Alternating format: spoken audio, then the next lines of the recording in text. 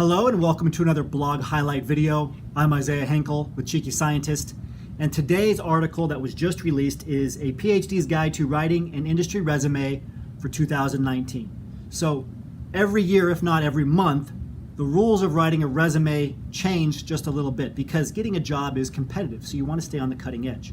Now, one of the reasons you likely come to Cheeky Scientist is because we have helped hundreds of thousands of PhDs get hired. In our Cheeky Scientist Association alone, we have over 6,000 PhDs who are being trained daily on their career development and who are getting helped, personalized help, to transitioning into their first industry job. Now, as part of that process, we get a lot of feedback from our members, and we communicate that feedback to you so that you can get started correctly in your job search. And one of the starting points is getting your professional profiles completed, because as soon as you start networking or going after job referrals, they're going to start asking for your resume. They are people you're networking with. They could be employers, hiring managers, recruiters. They could be other employees working at a company, employees who could give you a referral. So it's very important to get your resume done as much as possible. Every resume needs to be targeted for an individual position, but you can get your resume, your base resume, your resume template completed first. The key to doing that is to realize where in your resume fits into your overall job search. And again, it can be asked for very, very early. Okay, a good way to think about it is having a good resume is not enough to get you an industry job, but having a bad resume can keep you from getting a good industry job. And there are a lot of statistics in this article. One that I love is that from 1960 to 2010, the number of people who spent their entire academic career as a supporting scientist rather than as a lead scientist rose from 25 to 60%.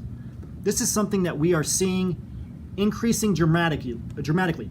More and more PhDs going into postdocs, but also more and more postdocs being labeled as staff scientists, research associates, where they're still getting paid for a postdoc position. They're still getting paid for that training position, but they're being reclassified so it doesn't look as bad for the university. It does look bad for a university to have somebody in their 10th year of a postdoc, or who's done multiple postdocs and is still in a postdoc, is still getting paid very, very little, so they'll give you that title change. Also, you've probably seen far fewer full-time professorships being offered or being granted. Instead, you've seen a rise in adjunct professorships and in part-time professorships. Why? Because these positions are cheaper and they're considered supporting positions. Instead of universities paying for lead scientists, they're paying for supporting scientists to save money. Okay, this is why the academic system is crumbling. So what can you do about it? You can get your resume in shape. The first point here is do not spend all of your time writing the perfect resume. You want to get your resume, first of all, download one of our resume templates. Just go to our homepage, cheekyscientist.com. You can get one of our templates there. And then create your resume as up to the 80% level. 80% of being perfect, or 80% of being targeted for a position, where you're going to have it formatted and you're going to have information in there that could essentially work for any of the positions you're interested in.